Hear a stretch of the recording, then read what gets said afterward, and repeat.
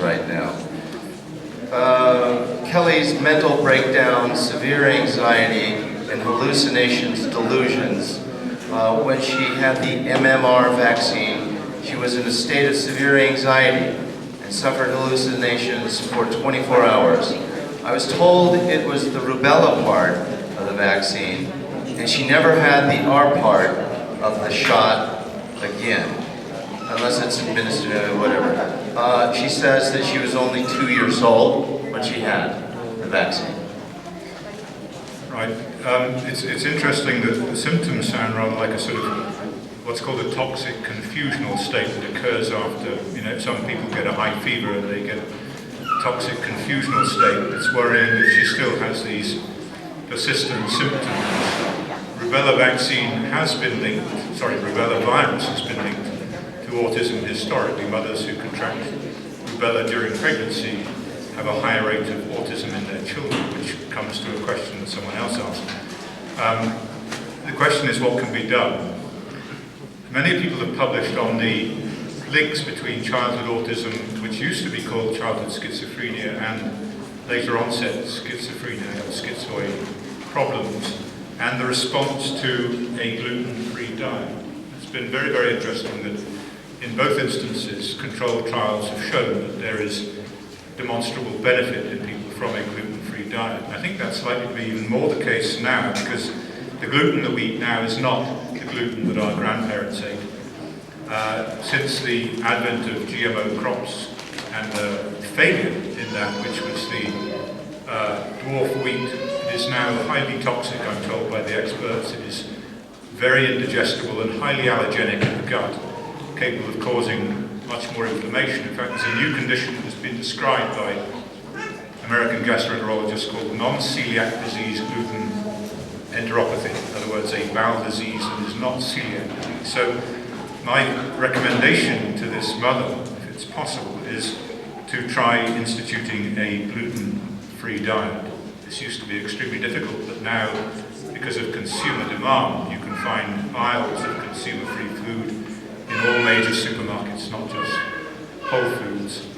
And it has to be 100%. But in terms of practically doing something to help this girl, I think a non-medical, a non-drug intervention would be the right approach in the first instance. And a 100% strict, maintained, gluten-free diet may well help. So that would be my suggestion there. Let's start with a tough one. Many people say Dr. Wakefield was discredited in his research. Can you please refute that to help me know how to refute that argument? There are several books on this now. Mine, of course, is written by me and would say that, wouldn't it? But the best book comes from an EPA scientist called Dr. David Lewis, who was a very senior scientist at the EPA. He now heads up the National Whistleblowers Association. He was extremely respected, published in Nature and Science and Lancet, and he took all of our data and independently analysed it in the face of Brian Deer's allegations of fraud. And he did a systematic analysis of the data. He showed, in fact, that the fraud was quite clearly on the part of the British Medical Journal and Brian Deer. So he was given access to all of the original data from the Lancet study. So Dr. Lewis then published a book called Science for Sale that is available on Amazon. So if you want to read sort of exoneration of the Lancet study by a senior scientist, then that is the place to go. That's perhaps the most objective evidence you will have. In addition, you can go to the court documents in Travis County, which I wouldn't recommend. It's quite a laborious process, but those court documents again show without a shadow of a doubt that there was fraud on the part of Brian Deer and the BMJ.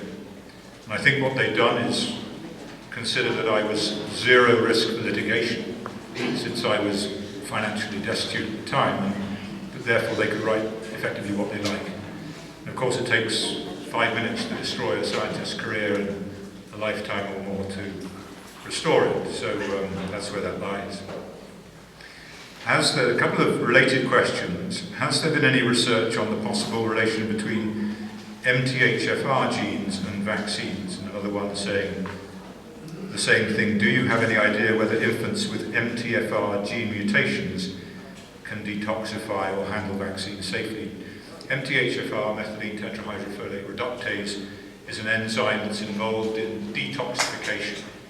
And yes, some work has been done on this by the late Jeff Bradstreet and others, showing that the prevalence of mutations in that gene are higher in the parents and in children with autism than those without. And that's extremely interesting because it suggests that some fundamental biological mechanism involved in detoxifying our bodies puts people at risk of autism and related problems. So the work has been done. Please Google Scholar the word Bradstreet and you will pull that information out.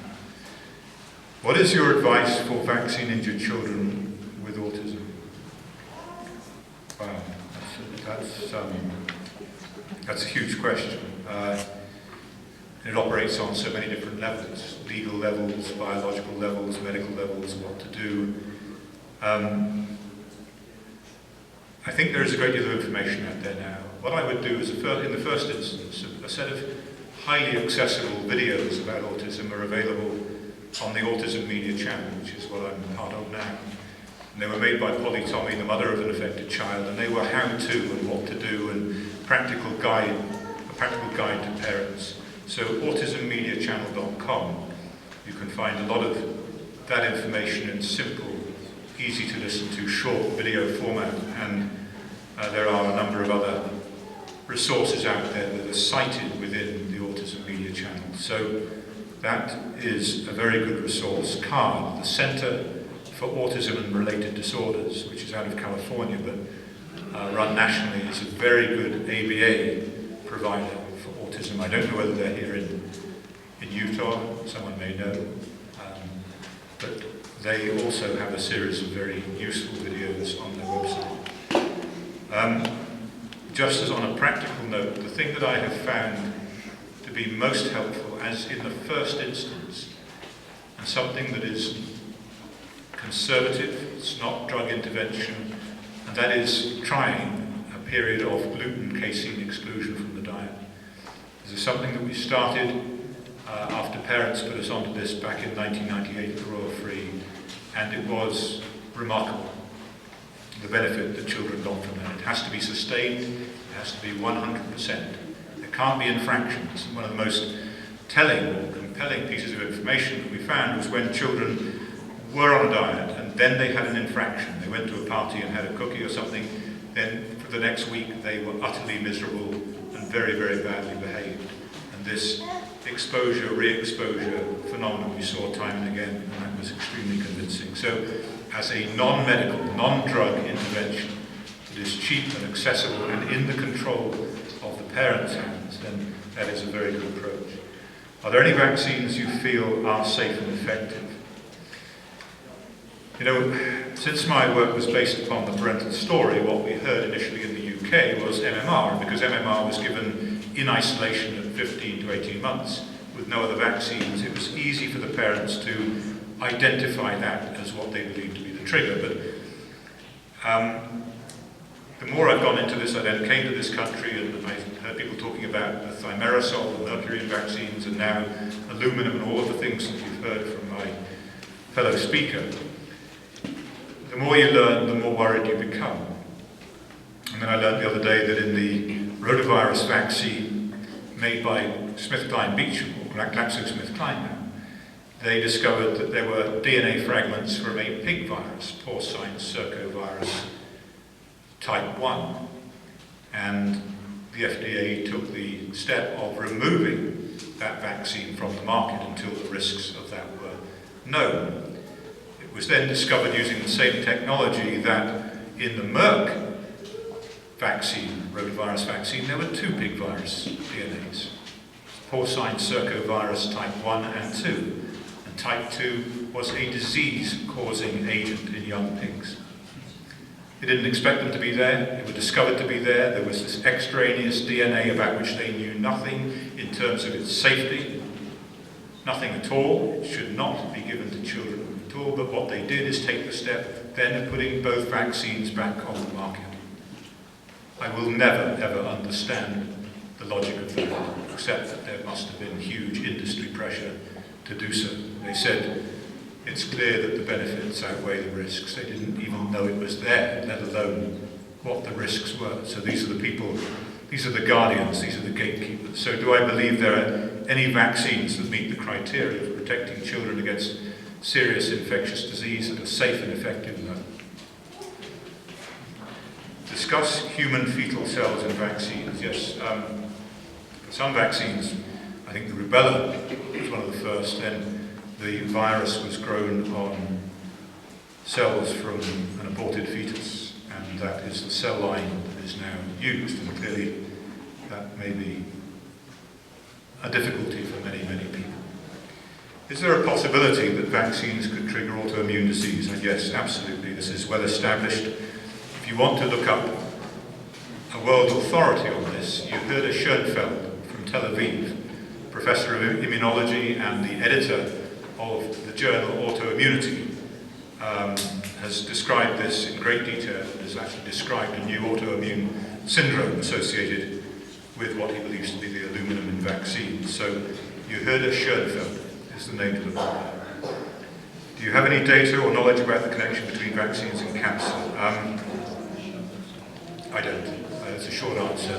It's not been my field, and so I'm sorry, I can't help on that one. How do we educate our paediatricians?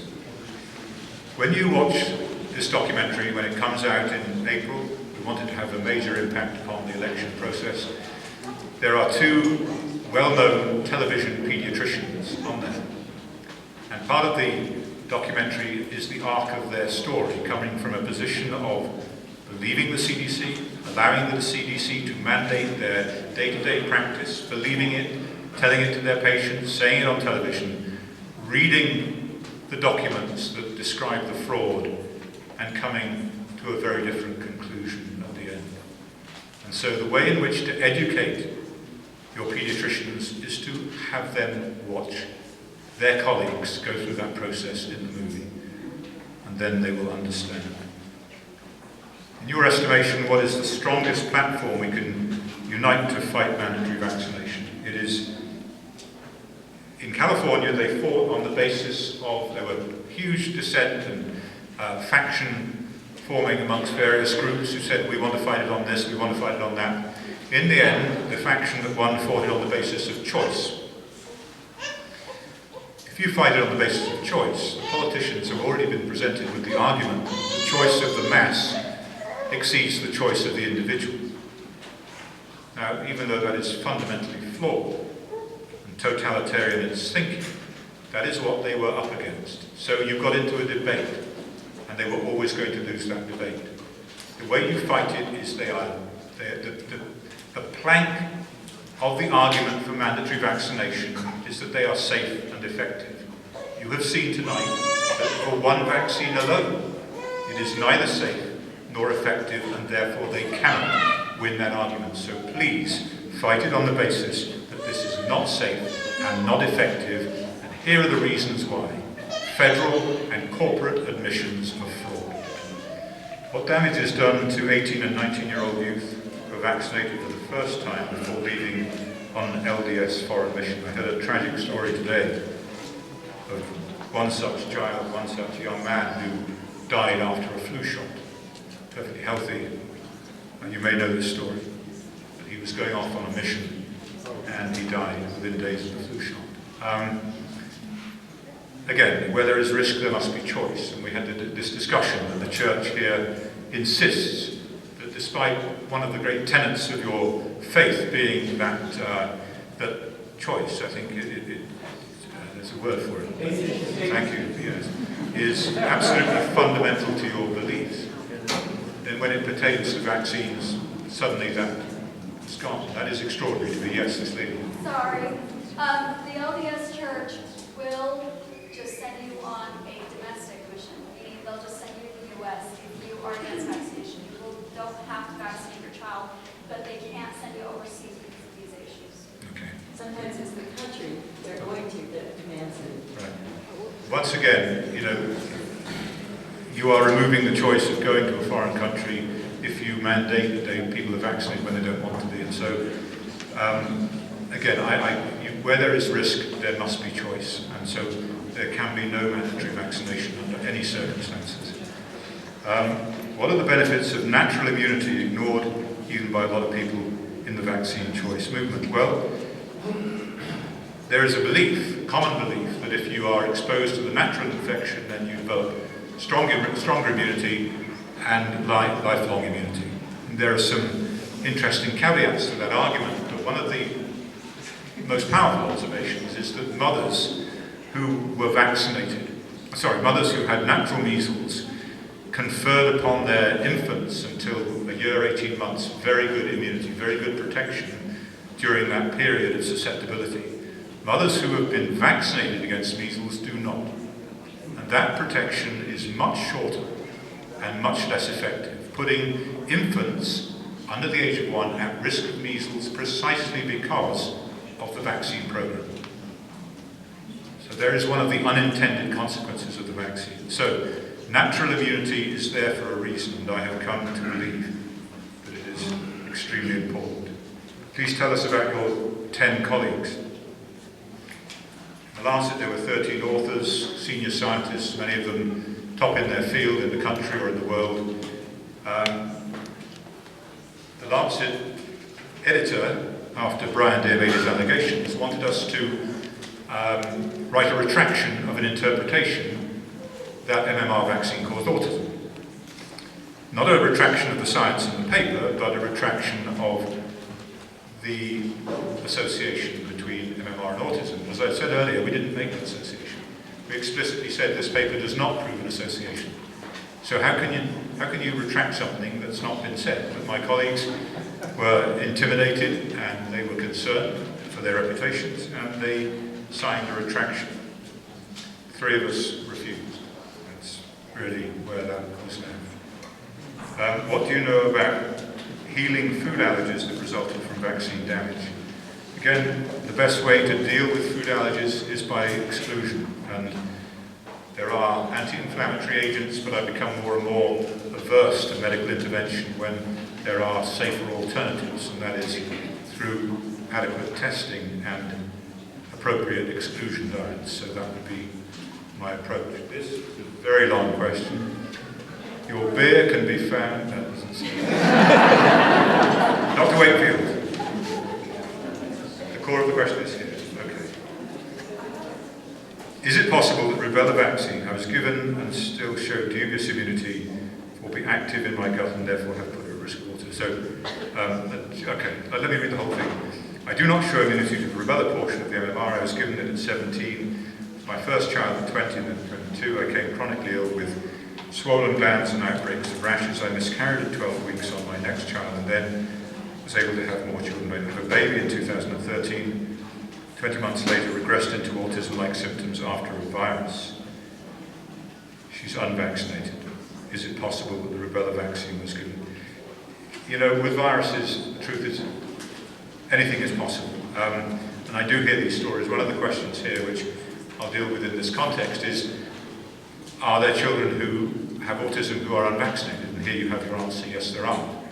Historically, autism was caused by a number of different exposures: congenital rubella, congenital syphilis, toxoplasmosis, cytomegalovirus, mothers who took sodium valproate for seizures during pregnancy, mothers who took misoprostol for illegal abortions in countries like Brazil.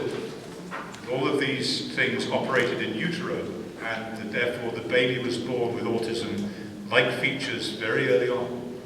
The difference in pattern now is that children regress. They seem to develop normally during the first 12 to 15 months and then regress. So the pattern of autism has changed. But could the scenario that this lady has articulated be true? Yes, indeed. And how to establish that would be by direct testing, either testing for measles, for rubella virus in the gut, and looking at antibody levels. But it's a story that I haven't heard before, but I'm continually surprised. Are there dangers associated with the hepatitis B vaccine? I'm concerned because we've heard that hepatitis B is highly contagious. Hepatitis B in the first world, in this country, is a disease of drug abuse, of contaminated intravenous products, and sexual promiscuity. It was recommended for children on the first day of life for no reason whatsoever other than to make money. It is the most heinous crime, I believe. And when Dr. Neil Halsey, one of the architects of vaccination policy in this country, was asked in a public meeting in Louisiana why would you give this vaccine to a one-day-old child?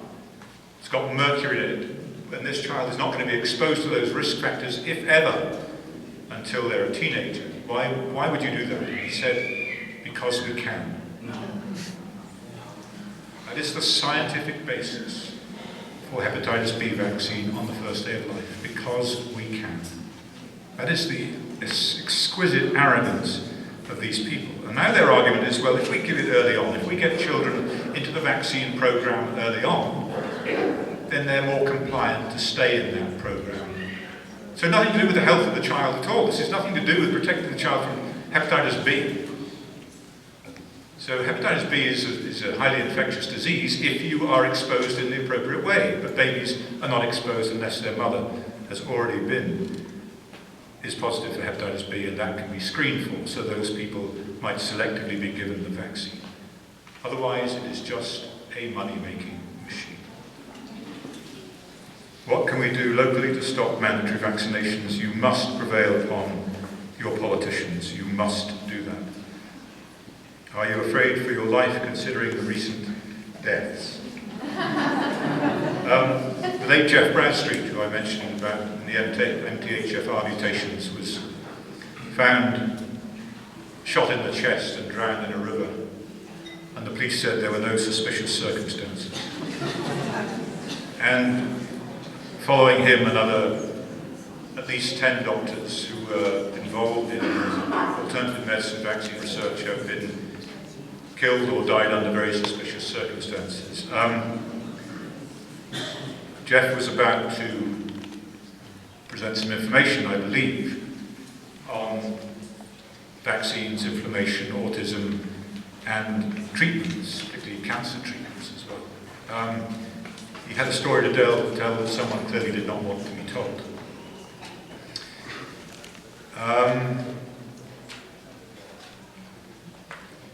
Do I think about it occasionally? Do I worry about it? No. Someone asked me if I'd received any threats. The people we're dealing with don't threaten. Okay, that doesn't happen.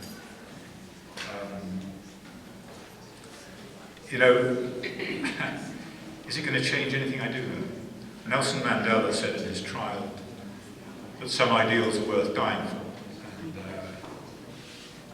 I believe that your children are worth dying for. So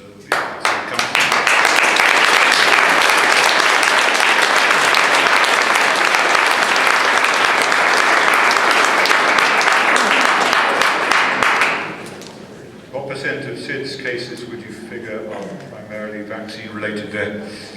Yes, this question of children dying soon after DPT vaccines, multiple vaccines, there are many, many such cases. They make the news, often given 9, 10 vaccines on the same day to 4-month-old children. It's absolutely extraordinary. Never been tested for safety in the history of this planet. And the death is put down to sudden infant death syndrome, no link to the vaccine. That is clearly unacceptable. I believe that a great majority of those deaths may well be vaccine related. Why does Merck insist on putting all 3 vaccines in one dose, the MMR? Why? Because it was a commercial strategy that gave them a monopoly. There were 2 producers of the measles vaccine in this country. Merck had a mumps vaccine. They reasoned that if they could combine it with the rubella, put it into a triple vaccine, and no one else had a mumps vaccine, they would get a monopoly, and that is exactly what happened. They put their competitor out of business. What is your knowledge about Nagalase and GM-CSF? This is the GCMAF. This is the work that Jeff Bradstreet was doing. I'm not an expert. In fact, I was kind of removed from the scientific arena before this work became popular. I heard Jeff talking about it at the last Autism One meeting. It was most interesting, but it's not my field of expertise. But I would suggest to you that there is clearly something in it.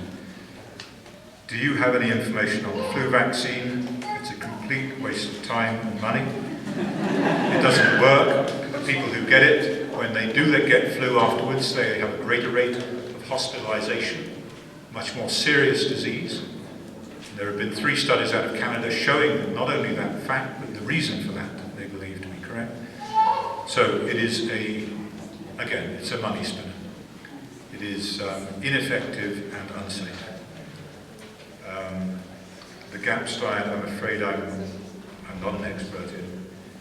What about the children and grandchildren of the perpetrators of this fraud? Surely they must have autism in their families. I don't know.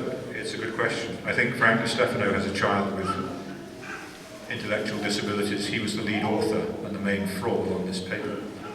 And I hope that he'll be called to account for that. Right, at the end. We're at the end. Please ask people to send emails to Congressman Chavez, so that he has a paper trail to show proof of support. That is an absolute obligation on the part of every person in this room. Absolutely imperative that these people are brought to account, that the truth comes out, and that your children have a safer future. Thank you.